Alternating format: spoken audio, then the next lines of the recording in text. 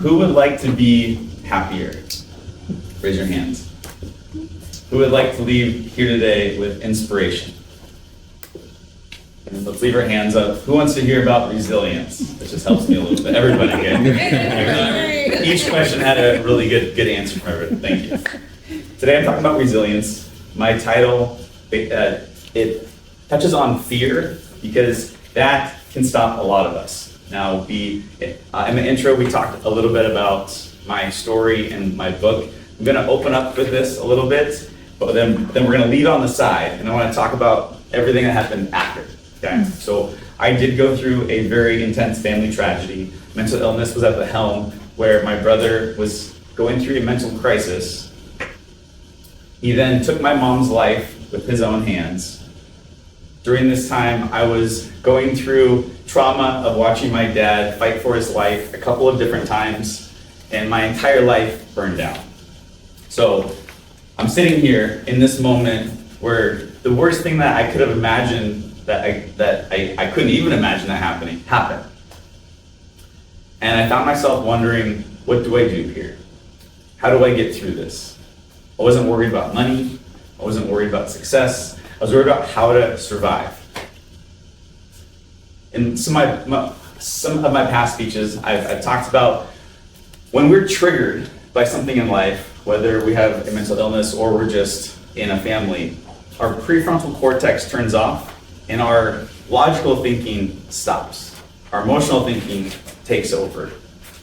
This becomes an issue because we're not really grounded. When we're emotional, we're really happy or really sad, really angry, and we want to find a grounding moment. If we think back to our lives, we all have happy times, but we don't always stay happy, right? And even thinking about this speech, oftentimes I find that sad times stay longer than happy times stay happy.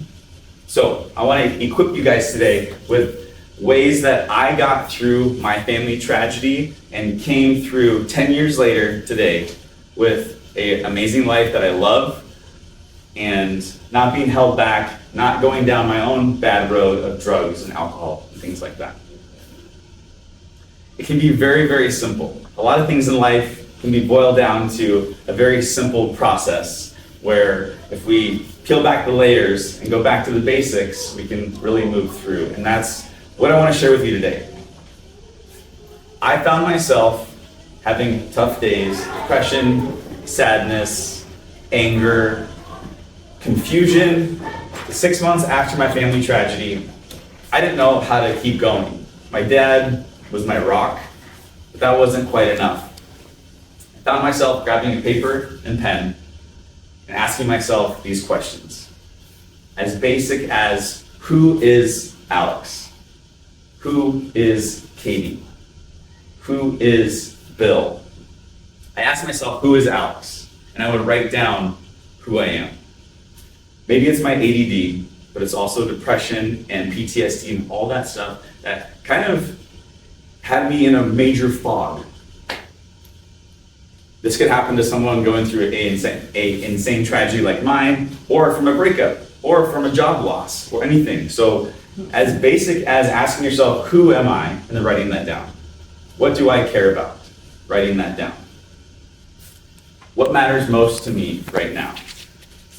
What's going good? What's going bad? What's important to do today? My dad has this really amazing focus on, I only do one thing at a time. And in this day and age, it's so hard. I have all the browsers open. And I still do, and I try not to, but he's so good at blocking too much time to get that one thing done. And I think there's a huge, huge merit with that because it helps us to focus. We're in the moment and we're being patient with this one thing. And so even just that, what's the one thing to do today? The most important thing. Now, I worked at Lululemon in my earlier 20s, and I fell in love with goal and vision work. And so behind all these basic questions that got me grounded, I had this other stuff that I had learned. And I want to bring up Brian Tracy.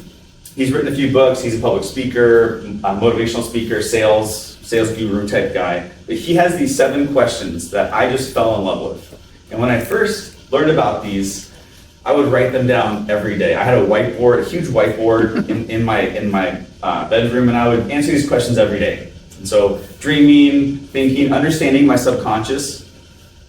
I'm gonna ask you guys one of these questions today. Now the first 6 questions lead up to this main question, which I'm gonna ask you guys today. So there's some work to be done to really get to a really good answer, but we're at least gonna leave today with this one thing. There might be more than one thing, but I want you guys to get ready to write this down.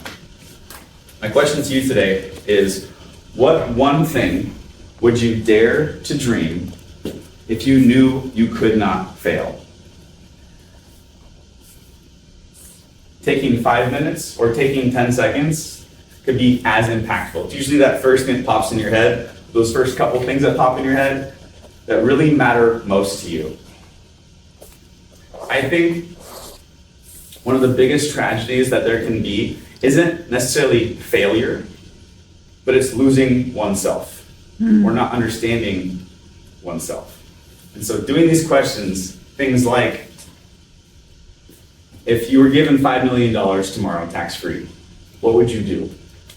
If you had 6 months to live, what would you do with your time? These are all really important things that really help us to focus in on what matters most to us, what we care about as individuals, because that's what makes us very, very special. Because what matters to me doesn't necessarily matter to you or matter to you. And that's what is beautiful about us as humans. So if nothing else today, I hope that everyone can take this away and use this when life gets very hard, when a day gets very depressing, when things get very sad, and we find ourselves not grounded. Being grounded is super important to not be in that emotional state. Being grounded is important to achieve big things in life. So who are you? What do you care about? And if you could dare to dream, what would you dare to dream if you knew you could not fail? I urge you to take one action this week on this one thing that you wrote down. Maybe it's a couple things. Maybe you dream big and have a lot of big dreams, but make one action this week on this topic, and let's see how your life changes.